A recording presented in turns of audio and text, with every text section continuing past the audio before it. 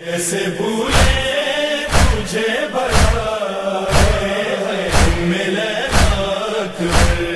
کوئی دنیا میں ہے کہاں کوئی دنیا میں ہے کہاں تیرے جیسا کوئی ایسے بھولے تجھے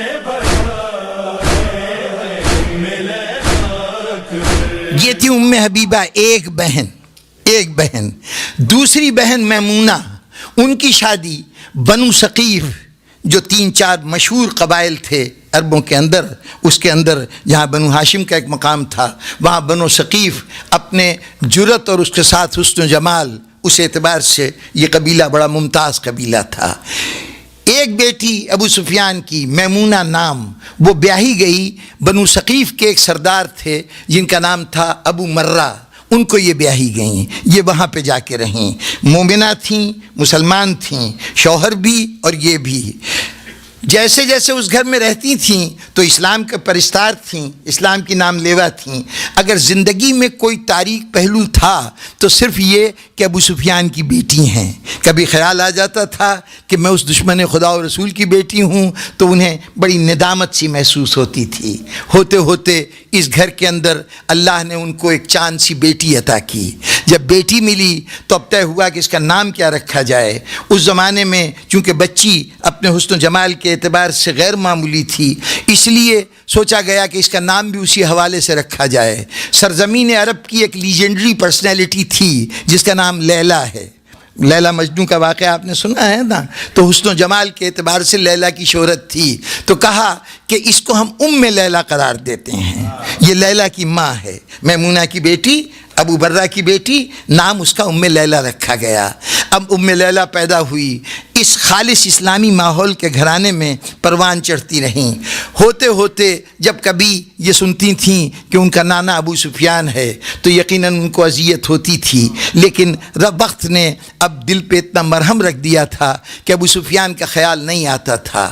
بیاہ کے اب ایک وقت ایسا آیا کہ اس گھر میں آ گئیں کہ اس کے بعد دل میں وہ رشتہ بالکل فراموش ہو گیا۔ بیاہ کے کہاں آئیں؟ امام حسین علیہ السلام نے اپنی زوجیت میں لے لیا، جناب ام لیلا سے عقد کیا۔ اب جب اس گھر میں آ گئیں تو اب بھول گئیں کہ کس کی نواسی ہیں، کس گھرانے سے تعلق ہے، معاویہ سے کیا ربط ہے، اس گھرانے سے کیا تعلق ہے، یہ سب فراموش کر دیا۔ ہوتے ہوتے اس گھر میں آئیں تو اللہ نے وہ بیٹا عطا کیا، وہ فرزند عطا کیا کہ جو صورت و سیرت میں رسول کا سب سے زیادہ مشابہ تھا۔ اتنی بڑی نعمت مل جانے کے بعد اب اپنی اس کمی کو بالکل فراموش کر دیا، اب خوش ہیں، مطمئن ہیں، بہترین زندگی گزر رہی ہے۔ ہوتے ہوتے ایک مرحلہ آیا کہ حسین نے فیصلہ کیا کہ ہمیں مدینے سے سفر کرنا ہے، اور یہ سفر جناب ام لیلا بھی گھر کی دوسری خواتین کے ساتھ واقف ہیں کہ یہ سفر وہ سفر ہے کہ جس میں حسین وہ عظیم کارنامہ سر انجام دینے جا رہے ہیں جو انسانیت کے سر کا تاج ثابت ہوگا، جو انسانیت کی تاریخ کا سب سے عظیم واقعہ ہوگا۔ چنانچہ ام لیلا بہت خوش ہیں کہ اس کارنامے میں ان کو بھی حصہ لینے کا موقع ملا، شریک ہونے کا موقع ملا۔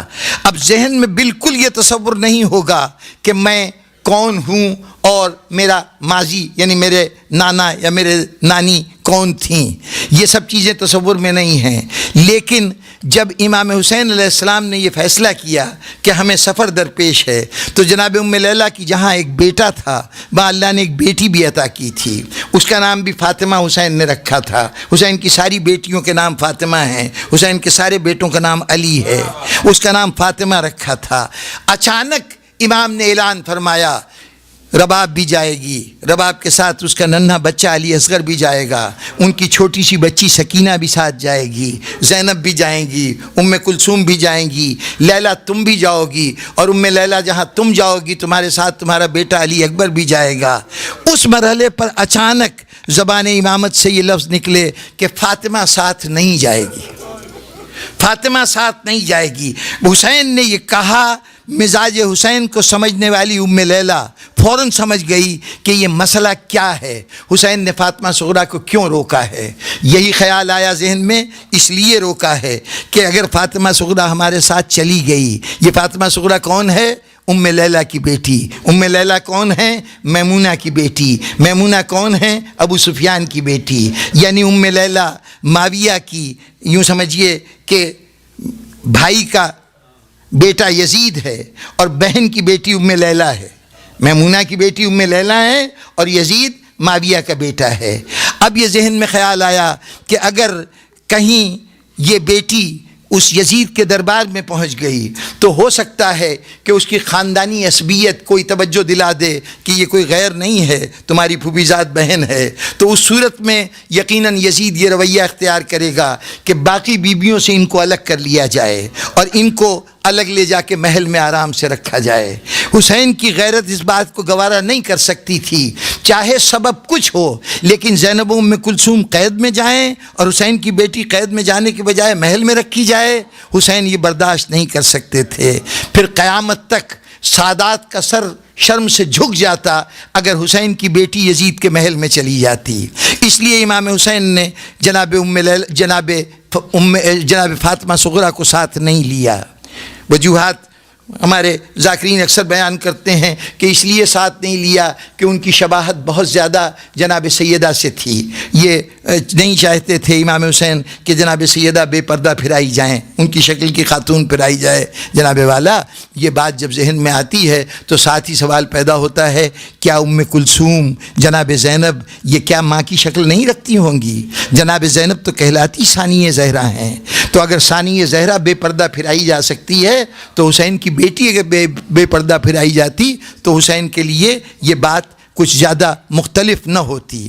تو اس لیے یہ سبب نہیں ہے، سبب صرف یہ ہے کہ یزید کی بھانجی لگتی ہے، یزید کی پھوپھی زاد بہن کی بیٹی لگتی ہیں. اگر یزید کوئی رشتے کا خیال آ گیا تو جناب ام لیلہ کی اس بیٹی کو وہ خصوصی طور پر کوئی بھی امتیازی سلوک کر سکتا ہے. حسین نہیں چاہتے کہ ان کی بیٹی کے ساتھ کوئی امتیازی سلوک رکھا جائے. جہاں یہ یاد آیا ہوگا جناب ام لیلہ کو کہ یہ آج جو حسین نے میری بیٹی کو روکا ہے تو اس لیے روکا ہے کہ ہماری رشتہ داری نکلتی ہے یزید کے ساتھ. وہیں یہ خیال آیا ہوگا کہ یہ رشتہ داری تو میری وجہ سے نکلتی ہے نا، سبب تو میں ہوں.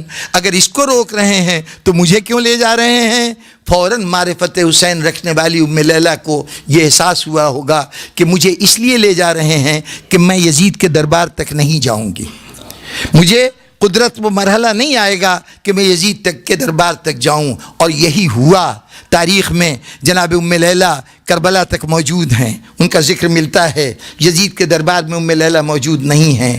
کیا ہوا تھا؟ کتابوں میں یہ واقعہ درج ہے کہ جب یہ قافلہ لٹا ہوا قافلہ حلب کے مقام پہ پہنچا ہے، شام کی سرحدوں کے پاس پہنچا ہے، تو اس وقت ام لیلہ کی کیفیت یہ تھی کہ جیسے جیسے شام قریب آ رہا تھا، دمشق قریب آ رہا تھا، روز یہ دعا کرتی تھی، پروردگارا کیا میں یزید کے دربار میں جاؤں گی؟ جس لیے میری بیٹی کو نہیں آنے دیا گیا، کہیں میں یزید کے سامنے پیش ہو گئی تو وہ رویہ میرے ساتھ ہو گیا تو میں زینب و ام کلثوم کو کیا شکل دکھاؤں گی؟ قیامت کے دن جناب فاطمہ زہرا کو کیا جواب دوں گی؟ دعا مانگ رہی تھیں. ایک مرتبہ حلب کے مقام پر پہنچ کر جناب ام لیلہ نے خواب دیکھا کہ خواب میں امام حسین آئے ہیں. فوراً بارگاہ حسینی میں ہاتھ جوڑ کے کھڑی ہو گئیں، میرے آقا کیا مجھے یہ شرمندگی برداشت کرنی پڑے گی؟ کیا مجھے یزید کے پاس جانا پڑے گا؟ تو امام نے کہا تھا گھبراؤ نہیں، ہم تمہیں لینے آئے ہیں.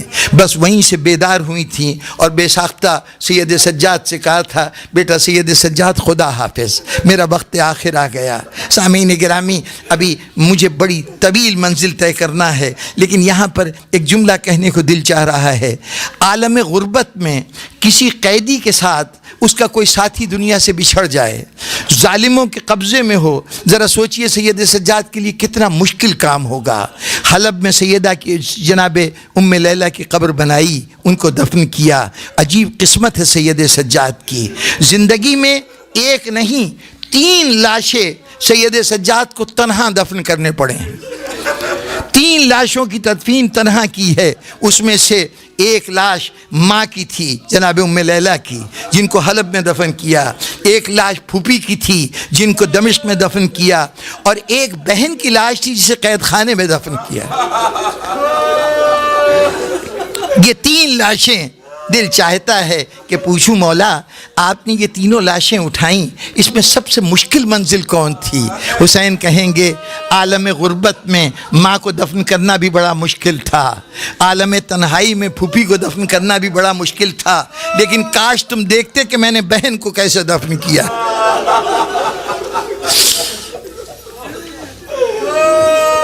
سامعین گرامی، عالم غربت میں سکینہ کو دفن کرنا کیوں مشکل ترین تھا؟ قید کی حالت میں نہ سکینہ کو کفن ملا، نہ غسل کے لیے پانی ملا، جہاں یزید کی طرف سے 3 دن میں 1 مرتبہ پانی آتا تھا، اور وہ بھی مقدار اتنی کم ہوتی تھی کہ زینب اپنے حصے کا پانی بچوں کو پلا دیا کرتی تھی۔ وہ روایت سنی ہے نا آپ نے کہ زینب بیٹھ کر نماز پڑھنے لگی تھی قید خانے میں، تو سید سجاد نے وجہ پوچھی تھی، بتایا تھا بیٹا پانی اتنا کم آتا ہے کہ یہ بچے پیاسے رہ جاتے ہیں، لگاتار پیاسے رہ کر میرے جسم کی طاقت ختم ہو گئی ہے۔ جس جگہ پانی اتنا کم مقدار میں ملتا ہو وہاں یہ کیسے ممکن تھا کہ یزید اتنا پانی بھیجتا کہ بچی کو غسل دیا جا سکے؟ لیکن شریعت نے راستے بتائے ہیں، اگر کفن میسر نہ ہو تو جس لباس میں دنیا سے کوئی شخص جائے اسی میں دفن کر دیا جائے، اگر پانی میسر نہ ہو تو تیمم کرا دیا جائے غسل کے، لیکن ایک طریقے کا کوئی بدل نہیں تھا، کوئی اس کے لیے کوئی آلٹرنیٹ نہیں تھا، اور وہ طریقہ کیا تھا؟ بہر صورت قبر بھی کھودنی ہے اور اس میں دفن کرنا ہے۔ سید سجاد کے پاس قید خانے میں ذوالفقار بھی نہیں ہے، سوچئے قبر کیسے کھودی ہوگی۔ بس ایک جملہ اور بات کو آگے بڑھاؤں کہ میں نے ایک مقتل میں صرف ایک جملہ پڑھا کہ سید سجاد نے قبر کھودی، سکینہ کو دفن کیا، اس کے بعد کھڑے ہوئے تو دونوں ہاتھوں کی انگلیوں سے، کلائی سے جو ہتھکڑی کی کڑی تھی اس سے لہو بہہ رہا تھا۔ بہرطور سامعین گرامی، اس ام لیلہ کو اللہ نے علی اکبر عطا کیا۔ یہ علی اکبر جب پیدا ہوئے تو امام حسین نے ایک رسم ایسی قائم کی تھی جو امام حسین سے شروع ہوئی اور امام حسین پر ہی ختم ہو گئی۔ امام حسین علیہ السلام جب اللہ کوئی بیٹا دیتا تھا تو اس بیٹے کو اٹھاتے تھے اور لے جا کے مسجد میں رکھ دیا کرتے تھے، مسجد میں رکھ دیتے تھے، خداوندہ تو نے یہ نعمت مجھے عطا کی ہے، میں تیری بارگاہ میں نذر کرتا ہوں۔ جب سید سجاد پیدا ہوئے نا تو جناب امیر نے یہی طریقہ اختیار کیا، جب وہاں رکھ کے آئے تو جناب امیر موجود تھے، وہ خود گئے، پروردگارہ حسین تو تیری بارگاہ میں نذر کر گیا ہے، میں اس امانت کو میں لے رہا ہوں، جب تیری مصلحت ہو تو یہ امانت مجھ سے تو لے سکتا ہے۔ یہ کہہ کے سید سجاد کو لے آئے تھے، لا کے گھر میں خواتین کے حوالے کیا تھا اور کہا تھا اس بچے کا بہت خیال رکھنا، اس کی رگوں میں ہاشمی غیرت کا لہو بھی دوڑ رہا ہے، شاہی آرام کا لہو بھی دوڑ رہا ہے، ایران کی شہزادی کے بیٹے تھے، کہا وہ بھی لہو دوڑ رہا ہے، دیکھو اس کو نرم گدے پہ سلانا، اس کو بے آرام نہ کرنا، اور دیکھو کوئی کنیز اس کے سامنے سر برہنہ نہ جانے پائے۔ اس انداز سے سید سجاد کی پرورش ہو رہی تھی۔ جب علی اکبر پیدا ہوئے اب جناب امام حسین نے اسی طرح لے جا کے مسجد میں رکھ دیا۔ اب علی ابن ابی طالب موجود نہیں ہیں کہ وہ جائیں اور حسین کو اٹھا کے لائیں۔ جیسے ہی زینب کو احساس ہوا کہ بابا نہیں ہیں تو بابا کی نمائندگی کرتے ہوئے زینب نے سر سے پیر تک چادر اوڑھی، مسجد میں گئیں، خدا بندہ اگر علی ہوتے تو وہ اٹھاتے، میں علی کی جگہ اس بچے کو میں اٹھا رہی ہوں، تیری امانت سمجھ کے اس کی پرورش میں کروں گی۔ اب وہ بچہ پلا، علی اکبر پلے تو زینب کی آغوش میں پلے، دنیا میں وہ ماں کے حوالے سے نہیں جانے جاتے تھے، زینب کا فرزند کہلاتے تھے۔ اس انداز سے پروان چڑھتے گئے۔ بس جناب والا مختصر کروں کلام کو، ہوتے ہوتے کربلا میں وہ گھڑی آئی، وہ منزل آئی کہ جس میں امام حسین کے سامنے فرزند کھڑا ہے، بابا اب مجھے اجازت دیجئے۔ حسین اس سے پہلے سب سے پہلے علی اکبر سے کہہ چکے تھے بیٹا پہل تو کر، لیکن اصحاب آ کے کھڑے ہو گئے تھے ہاتھ جوڑ کر، مولا ہماری وفا پر قیامت تک کے لیے داغ لگ جائے گا کہ ہم زندہ رہیں اور علی شبیہ پیغمبر مارا جائے۔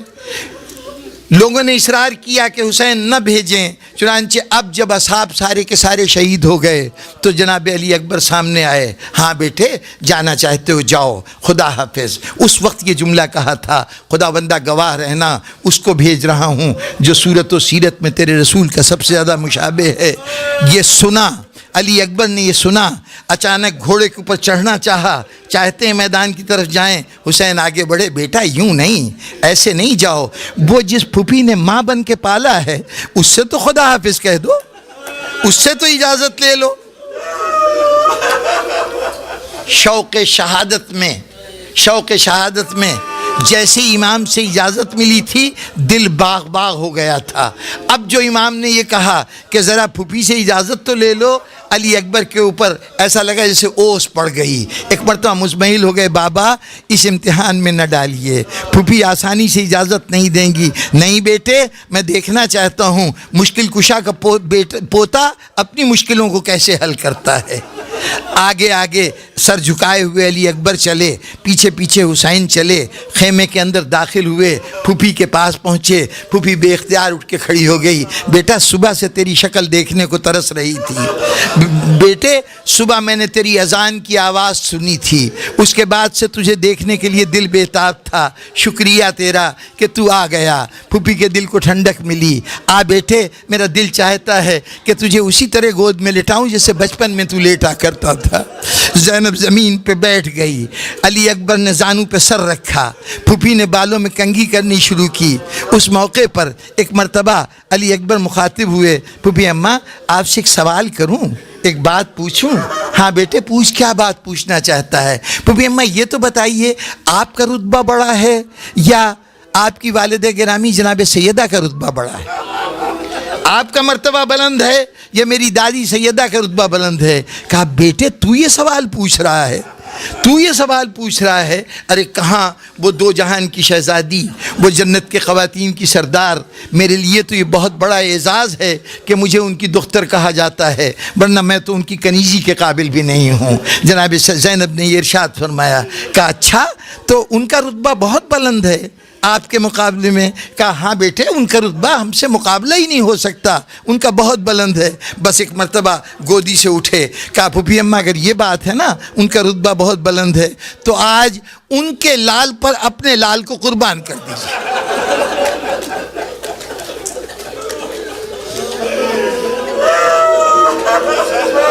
एक मर्तबा ये जुमला सुना, ज़ैनब खामोश हो गई, बेबस हो गई।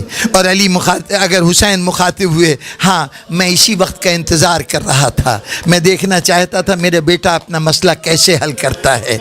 हाँ बेटे अब फूफी क्या करे, जा बेटा अली अकबर तुझे अल्लाह को सौंपा। अली अकबर उठे, निकलना चाहते थे कि एक मर्तबा बहनें आके लिपट गईं, फिर इजाज़त मिली, फिर चलना चाहते थे, माँ सामने आ गई, माँ से रुखसत हुए, फिर आगे चले, फूफियाँ आके लिपट गईं।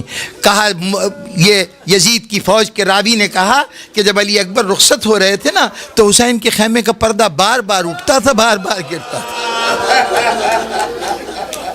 आखिर हुसैन मुखातिब हुए, मुसाफिर का रास्ता न रोको। भाइयों चंद जुमलों की ज़हमत है, मुसाफिर का रास्ता न रोको, इसकी मंजिल बहुत तवील है, इसको जाने दो। हुक्म इमाम हुआ, बीबियाँ अलग होकर खड़ी हो गईं, बच्चियाँ अलग खड़ी हो गईं। अली अकबर रवाना हुए, अब खैमे का पर्दा उठाया, चाहते कि बाहर कदम रखे, एक आवाज़ ऐसी कानों में आई कि हुसैन जैसे साबिर की आंखों में आंसू आ गए। यह आवाज़ कौन सी थी? खैमे के पीछे से आवाज़ आई, अली अकबर भाई से मिले बगैर चले जाओगे? देखा सैयदे सज्जाद खैमे की लकड़ी पकड़े हुए बड़ी मुश्किल से खड़े हो रहे हैं। भैया सैयदे से अली अकबर भाई को तो खुदा हाफिज कर दो। बस आमीन गिरामी दोनों भाई गले मिले, बाबा की बेबसी पे दोनों ने आंसुओं के नजराने पेश किए।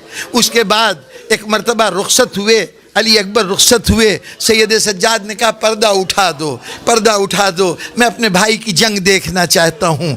उधर अली अकबर घोड़े से गिरे, इधर सैयद सज्जाद फिर गशी में गिर गए। सामीन गिरामी मुख्तसर करूँ कलाम को, अली अकबर गए मैदान में, जिहाद किया, جہاد کیا، وہ جہاد کہ لوگوں کو یہ احساس ہو گیا علی کا پوتا ایسے لڑتا ہے، علی کا خون اس طرح سے جنگ کرتا ہے۔ خیبر کے علی کی یاد تازہ کر دی، بدر و احد کے علی کی یاد لوگوں کے ذہنوں میں دوبارہ بیدار ہو گئی۔ علی اکبر جہاد کر رہے تھے، باپ تعریف کر رہا تھا، کیا کہنے بیٹے، آج باپ اپنے دادا کا نام روشن کر رہا ہے۔ کربلا میں 2 جنگوں کا خاص طور پر مورخ نے تذکرہ کیا ہے، تاریخ کی کتابوں میں 2 جنگوں کا خاص طور پہ ذکر ہے، ایک علی اکبر کا جہاد اور ایک حسین کا جہاد۔ یہ 2 جہادوں کا خصوصی تذکرہ ہے۔ علی اکبر جوہر دکھا رہے تھے، ایک مرتبہ تلوار چلاتے چلاتے مجمع کو پیچھے دھکیل دیا، فوج کو میدان سے دور کر دیا، پلٹے باپ کے پاس آئے۔ اب باپ نے دیکھا بچہ کامیاب و کامران آیا ہے، باپ کے چہرے پر بھی احساس فخر بھی تھا، تعریف بھی کرنا چاہتے تھے، واہ بیٹے علی اکبر خوب جہاد کیا۔ دنیا کہتی ہے علی اکبر نے پانی مانگا، یہ ممکن ہی نہیں ہے کہ علی اکبر پانی کا سوال کریں۔ علی اکبر نے صرف اتنا کہا تھا، بابا ابھی کیا ہے، یہ جنگ کیا چیز ہے، اگر کہیں پانی کا ایک قطرہ مجھے مل جاتا نا، ایک گھونٹ پانی مل جاتا، تب میں بتاتا کہ کیسی جنگ ہوتی۔ صرف اس بات کا اظہار کیا تھا کہ پیاس کے عالم میں یہ جنگ ہے، اگر میرے پاس یہ پیاس نہ ہوتی تو پھر علی اکبر کی جہاد دیکھتے۔ حسین نے کہا بیٹے قریب آؤ، قریب آؤ، ذرا تمہارے دل کی ڈھارس ہو جائے۔ ایک مرتبہ کہا ذرا منہ تو کھولو، اپنی زبان کو حسین کے منہ میں دیا، زبان پہ کانٹے پڑے ہوئے تھے۔ علی اکبر چیخ کے پیچھے ہٹ گئے، بابا آپ تو مجھ سے کہیں زیادہ پیاسے۔ بس سامعین گرامی، علی اکبر گئے میدان میں، بس 2-4 جملوں کی زحمت، جہاد کیا، ہوتے ہوتے لڑتے لڑتے علی اکبر گھوڑے سے گرے۔ حسین ایک ٹیلے پہ کھڑے دیکھ رہے تھے، ادھر علی اکبر گرے، ادھر حسین گرے، ادھر در خیمہ پہ زینب کھڑی حسین کو دیکھ رہی تھی، ایک بے ساختہ وہ گر پڑی، اور ایک خیمے میں پیچھے ام لیلہ مصلے پہ بیٹھی تھی، وہ بے ساختہ اس نے سر سجدے میں رکھ دیا۔ خداوندہ میرے علی اکبر کی قربانی قبول ہو گئی۔ حسین چلے۔ بزرگان گرامی، یہاں پر روایت میں ہمیں یہ نہیں ملتا کہ حسین کیسے گئے، اس سے پہلے جاتے تھے نا تو سواری پہ سوار ہو کے گھوڑے کو بڑھاتے ہوئے جاتے تھے۔ حضرت قاسم کی لاش پہ پہنچے ہیں تو اس وقت مورخین نے لکھا کہ حسین یوں گئے ہیں جیسے شیر شکار پہ جاتا ہے، جیسے کمان سے تیر نکلتا ہے۔ حسین بڑھتے تھے اور گھوڑے کو تیز دوڑاتے ہوئے جو بھی شہید گرتا تھا اس کی آواز پہ وہاں پہنچتے تھے۔ لیکن علی اکبر جی نے جب آواز دی ہے تو حسین کیسے گئے ہیں؟ تاریخ نے جملہ لکھا، حسین یوں گئے جیسے کوئی اندھا راستہ تلاش کرتا ہے، کبھی دائیں طرف کبھی بائیں طرف گرتے جاتے تھے۔ اس کا مطلب ہے حسین سواری پر نہیں بیٹھے، سواری پہ نہیں بیٹھے، پیدل روانہ ہوئے، پیدل روانہ ہوئے، کچھ دور تک گئے، علی اکبر نظر نہیں آتا تو آخر آواز دی، بیٹا بابا کی آنکھوں میں تو اب نور نہیں رہا، بیٹا مجھے آواز دو، مجھے آواز دو۔ حسین علی اکبر نے جب یہ دیکھا کہ بابا مجھے تلاش کر رہے ہیں تو گھوڑا، علی اکبر کا گھوڑا عقاب اس کا نام تھا، وہ علی اکبر کے گرد چکر کاٹ رہا تھا، بہت کوشش کر رہا تھا کہ کوئی دشمن علی اکبر کے پاس نہ آنے پائے۔ جب علی اکبر نے دیکھا کہ بابا آواز دے رہے ہیں تو مخاطب ہوئے گھوڑے سے، اگر وفادار ہے نا تو اب میری حفاظت کو چھوڑ، جا میرے بابا کو ساتھ لے کے آ، بابا کو ساتھ لے کے آ۔ گھوڑا اشارہ سمجھ گیا، اب ذرا جو دل والے ہیں اس تصور کو دیکھیں، اسی گھوڑے پر ابھی بیٹے کو، جوان بیٹے کو سوار کر کے بھیجا ہے، جب خالی زین دیکھی ہوگی تو حسین کا کیا حال ہوا ہوگا۔ ایک مرتبہ حسین نے گھوڑے کی گردن میں باہیں ڈال دی، عقاب تیرا سوار کہاں ہے، سوار کہاں ہے؟ اس گھوڑے کے سہارے چلتے ہوئے حسین علی اکبر کی لاش کے پاس پہنچے۔ سامعین محترم، میں نے سب کچھ چھوڑ دیا، بس ایک منظر دکھانا ہے۔ حسین پہنچے لاش کے پاس، اب ایک بڑی مشکل منظر ہے، چاہتے ہیں کہ علی اکبر کی لاش اٹھائیں، علی اکبر کی لاش اٹھائیں، جوان بیٹے کی لاش ہے، بوڑھا باپ ہے، چاہا کہ اٹھائیں، کچھ بلند کیا، لاش نہیں اٹھی، رکھ دی، زمین پہ رکھ دی، پھر دوبارہ کوشش کی، پھر رکھ دی۔ کہا بیٹا علی اکبر یوں تیری لاش نہیں اٹھے گی، تو یوں کرنا کہ اپنی دونوں باہیں میری گردن میں ڈال دے، میری گردن میں ڈال دے، حسین کو ذرا سے سہارا دے دے۔ علی اکبر نے ایک بازو سینے پہ رکھا، ایک بازو حسین کی گردن میں ڈالا۔ حسین نے کہا بیٹا دونوں ہاتھ ڈال دے۔ اب علی اکبر سینے سے ہاتھ نہیں اٹھاتے۔ ایک مرتبہ حسین نے کہا بیٹے کیا بات ہے، کیا سینے میں کوئی زخم ہے؟ ایک مرتبہ ہاتھ اٹھایا، ایک برچھی کا ٹکڑا سینے کے اندر پیوست تھا۔ اچھا بیٹے میں سمجھ گیا، پہلے تیری برچھی کو جدا کر دوں، اس نیزے کے ٹکڑے کو جدا کر دوں۔ ایک مرتبہ زمین پہ بیٹھے، علی اکبر کو لٹایا، اس برچھی کے ٹکڑے کے اوپر ہاتھ ڈالا۔ اب میرا تصور کہتا ہے کہ اس وقت ساری جنت سمٹ کے کربلا میں آ گئی تھی، آسمان کے فرشتے آ گئے تھے، جنات پہنچ گئے تھے، انبیاء کی ارواح آ گئی تھیں۔ جبرائیل نے آ کے کہا ہوگا حسین بڑی مشکل منزل ہے، میں بچپن میں جھولا جھلاتا رہا ہوں، مجھے موقع دے، میں اس برچھی کو نکالنے میں تیری مدد کر دوں۔ حضرت ابراہیم آگے بڑھے ہوں گے، کہا ہوگا حسین تیری آنکھوں پہ پٹی نہیں بندھی ہوئی، تیرے قاسم تیرے اسماعیل کے ہاتھ پیر نہیں بندھے ہوئے، یہ کیا کر رہا ہے؟ اس وقت رسول بڑے ہوں گے، بیٹے میں تیری مدد کرتا ہوں۔ علی نے کہا ہوگا زمانے کا مشکل کشا ہوں، حسین اس وقت میں مدد کر دیتا ہوں۔ اس مرحلے پر ایک مرتبہ سیدہ آگے بڑھی ہوگی، بابا ہٹ جائیے، مولا علی آپ ہٹ جائیے، میں دیکھنا چاہتی ہوں میرے دودھ کی تاثیر کیا ہے، میں دیکھنا چاہتی ہوں کہ حسین پہ میری تربیت کا اثر کیا ہے۔ بس حسین نے ایک مرتبہ برچھی پہ ہاتھ رکھا، ایک مرتبہ آسمان کی طرف سر اٹھایا، دادا ابراہیم دیکھ لو میری آنکھوں پہ پٹی نہیں ہے، دادا اسماعیل دیکھ لو میرے اسماعیل کے ہاتھ پیر نہیں بندھے۔ ایک مرتبہ یا علی کہا، سینے سے برچھی نکالی، جوان بدن علی اکبر کا کانپا، علی اکبر کا بدن کانپا تو زمین کربلا میں زلزلہ آیا تو خیمے میں بیٹھی ہوئی زینب بے ساختہ اٹھی، بھیا ٹھہر جاؤ میں مدد کے لیے آتی ہوں، حسین نے لاش رکھ دی، کہا بہن میں نے تیرے پردے پر علی اکبر کو قربان کیا، ابھی باہر نہ آنا۔ اور یہ کہہ کے بزرگان محترم علی اکبر کی لاش اٹھائی، خدا جانے کس طرح کانوں پہ لاش ڈالی، کس طرح گھوڑے پہ وہ لاش رکھ کے در خیمہ پہ پہنچے اور وہاں پہنچ کر اب تک تو بڑی ہمت دکھائی تھی حسین نے، اب چاہتے ہیں کہ اس لاش کو ایک مرتبہ گنج شہیدہ میں لے جا کے رکھ دیں، لیکن حسین سے اب لاش نہیں اٹھتی۔ آواز دی باقر آ جاؤ، اے بچوں آ جاؤ، آؤ اپنے بھائی کے جنازے کو اٹھاؤ، اسے گنج شہیدہ تک پہنچاؤ، حسین سے جوان لاشا نہیں اٹھتا۔ ماتم حسین۔